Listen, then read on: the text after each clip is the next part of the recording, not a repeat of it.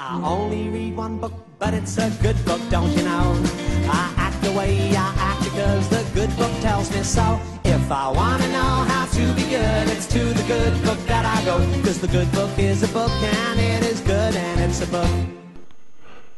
And because in these days the Lord did no longer make personal appearances as he did at the beginning of this narrative, whence he did simply instruct those that he did visit that they would be going on a long journey to a certain place, as he had done so many times with Abraham, he did rely on brutal natural disasters to convey his instructions, hoping that those that the message was intended for would take the hint and read between the lines, and so the famine was sore in the land. And it came to pass, after quite some time, when they had eaten up the corn which they had brought out of Egypt in the events of the last chapter, their father, who was old in his years, and so was prone to forgetting significant plot points, said unto them, Go again, buy us a little food. And summoning up the testicular presence Judah, who apparently didn't give a damn that his brother was being held hostage by the Egyptians, spake unto him, saying, The man did solemnly protest unto us, saying, Ye shall not see my face, except your brother be with you. And Jacob did look up from what he was doing, and did scowl, as Levi and Asher did rub their left knees, and he did continue, If thou wilt send our brother with us, we will go down, and buy thee food. But if thou wilt not send him, we will not go down. For the man said unto us, Ye shall not see my face, except your brother be with you. And all present did put their fingers in their ears, and did crouch down. And Israel, who was still rather pissed at the way events had unfolded in the last chapter, did reach into his desk drawer, and did remove a large handgun, and did remove the clip from within, and did check that it did contain bullets, before he did push it back in place, and take off the safety. And he did look sternly upon Judah, and said, Wherefore dealt ye so ill with me, as to tell the man whether ye had yet a brother? And Judah did stutter. And upon finding their stones, and knowing rightly from the look in their father's eyes that Judah was soon to be well known in the biblical sense, the others did come unto his aid, and they said, The man did have many thick files upon us, and asked us straightly of our state and of our kindred, saying, Is your father yet alive? Have ye another brother? And we told him, according to the tenor of these words. Could we certainly know that he would say, Bring your brother down? The man is a corn baron, and the head of the Egyptian cartels, and he doth have even the Pharaoh in his back pocket, and the whole Egyptian army, including the Mukhabarat. And surely they would know, if we had not been truthful, and had we not been, we would have probably been taken out into the desert and shot, or thrown in the river with the crocodiles. And Judah, who by now was spurred on by his brethren, so that he was full of overconfidence and bravado, in a way that would be the downfall of many who would give their personal guarantee unto a man who would be the head of the family, said unto Israel his father, Send the lad with me, and we will arise and go, that we may live and not die, both we and thou, and also our little ones. And Israel did place his gun on the desk in front of him, and did sit back in his chair with his arms folded.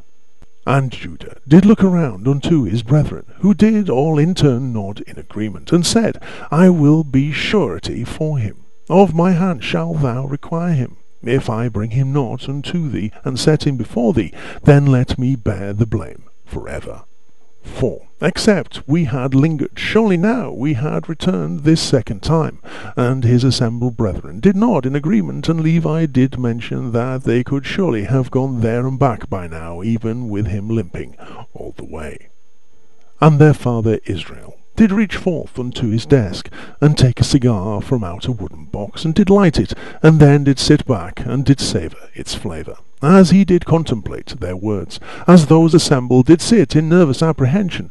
And then looking around the room, he did say unto them, If it must be so now, do this. For, considering that they shall now be expecting thee, one doth not simply walk into Egypt.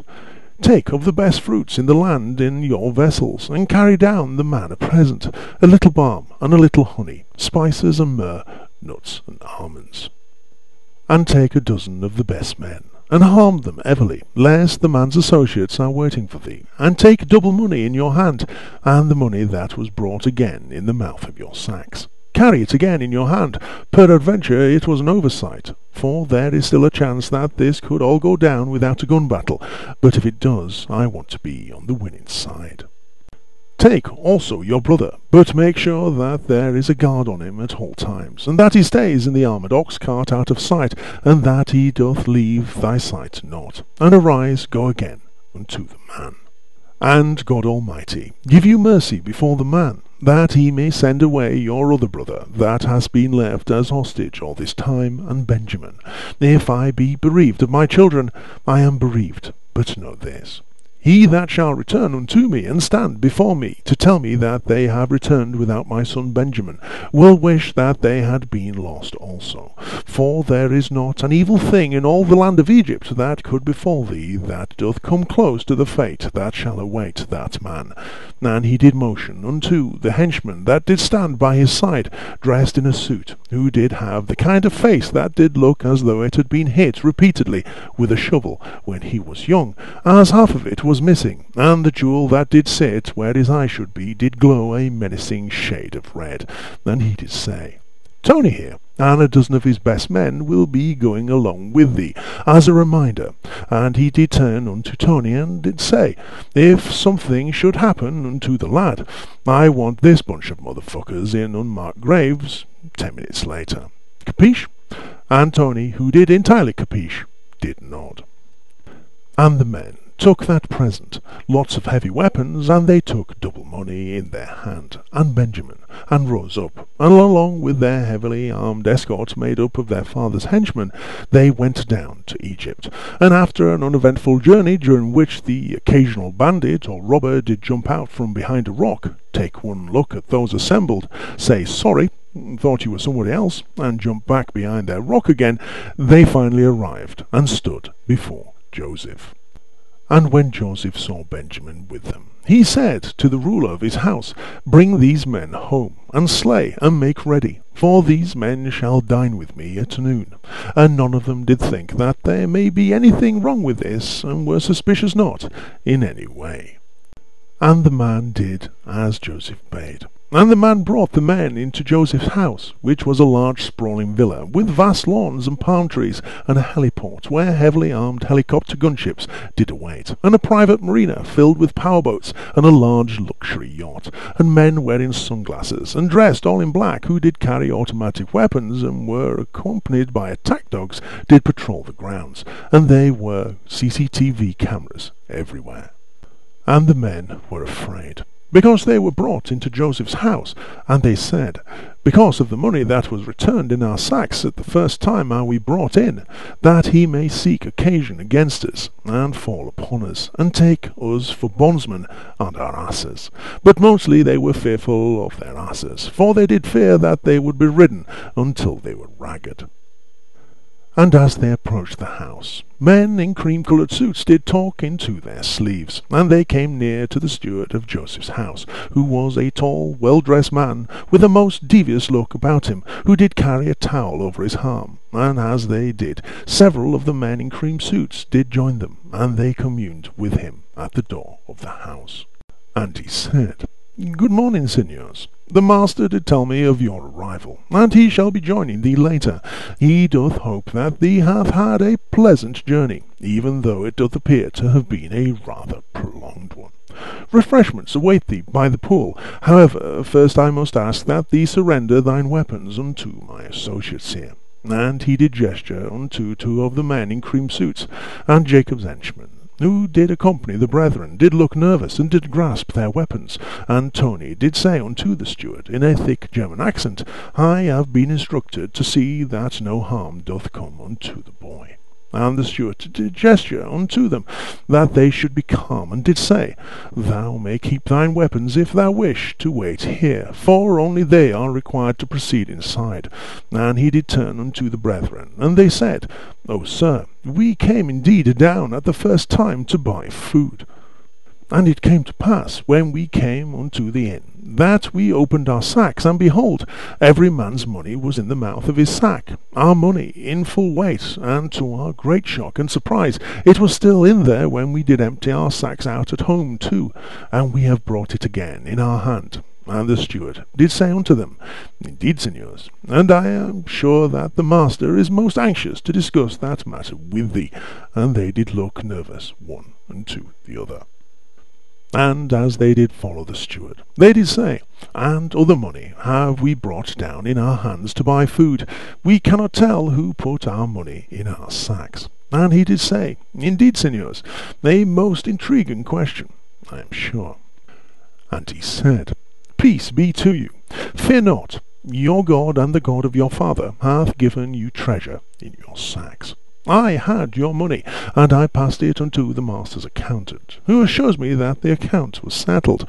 And he motioned to one of his associates, and he brought Simeon out unto them. And Simeon, who did walk unto them like he had just dismounted a horse after riding a great distance at some speed, did ask unto his brethren where the bloody hell they had been, and what had delayed them so.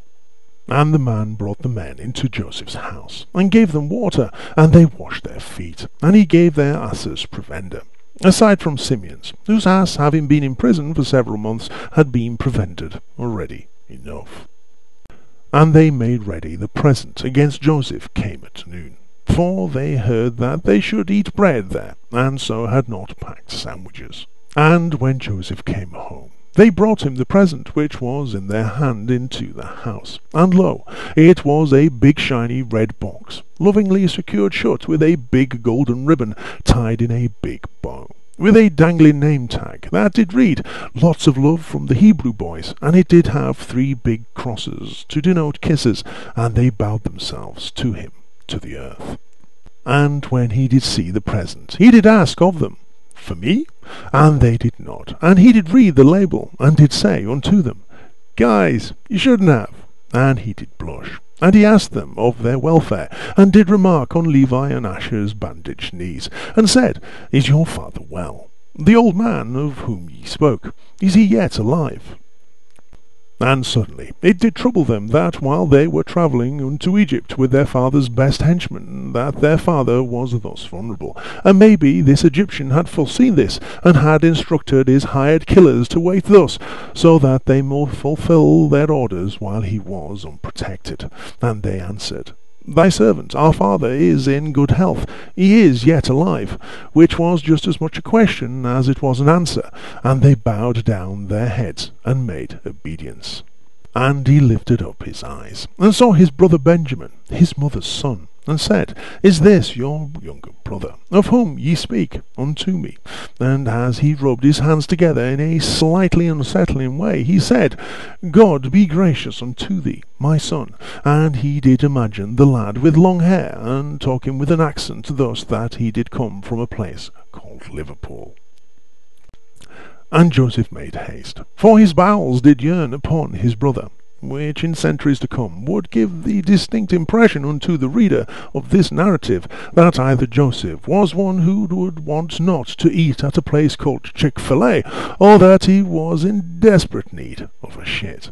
And he sought wet weep, and he entered into his chamber and wept there, and he did weep tears of joy. For his plan had indeed worked, and he did say unto himself, I have them now, my plan is almost complete, and he did laugh uncontrollably in a most maniacal way. And when he'd finished, he washed his face and regained composure, and adjusted his disguise, taking care that they still would not recognize him, and went out, and refrained himself, and said, Set on bread. And they set on for him by himself, and for them by themselves, and for the Egyptians, which did eat with him by themselves, because the Egyptians might not eat bread with the Hebrews, for that is an abomination unto the Egyptians, that they would eat at the same table as the Hebrews, because, like other places that were in the south of great lands, racial segregation was alive and well in the south of the Holy Lands also. And if there had been such things as buses in these times, then in Egypt the Hebrews would surely have been told to go sit at the back of them.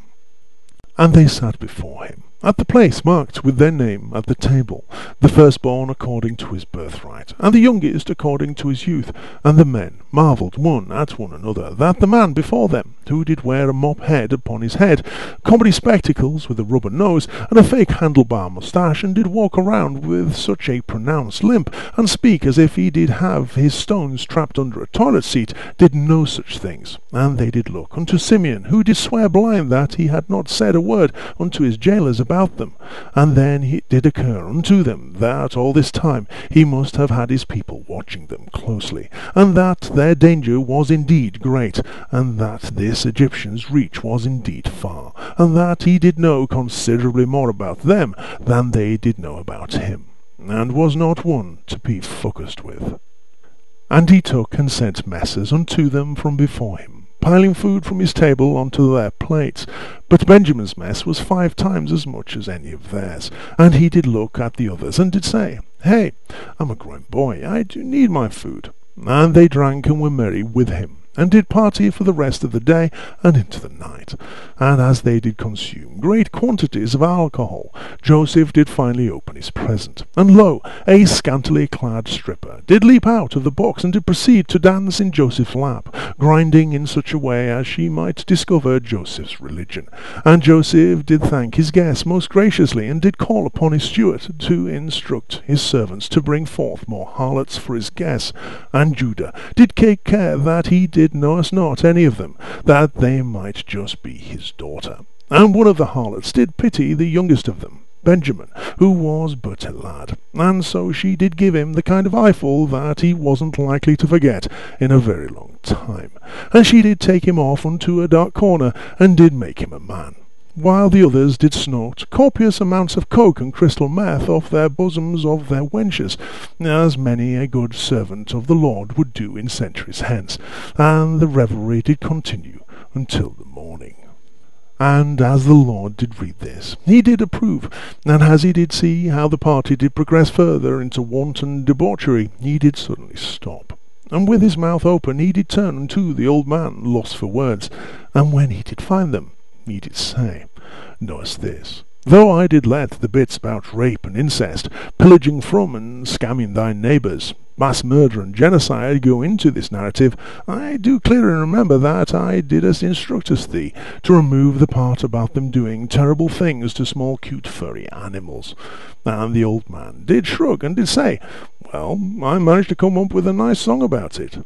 And the Lord was wroth, and did say sternly, That may be, and though a man who would be Joseph in centuries hence will have a chart-topping hit with that song, I draw the line at such sexual perversity, and did ask unto the old man what he did call it. And the old man did say that they did call it puppy love. And lo, the 35th verse of this chapter was stricken from the narrative, and so by divine command it would remain a mystery from this day why dogs doth whimper and lick their rear ends.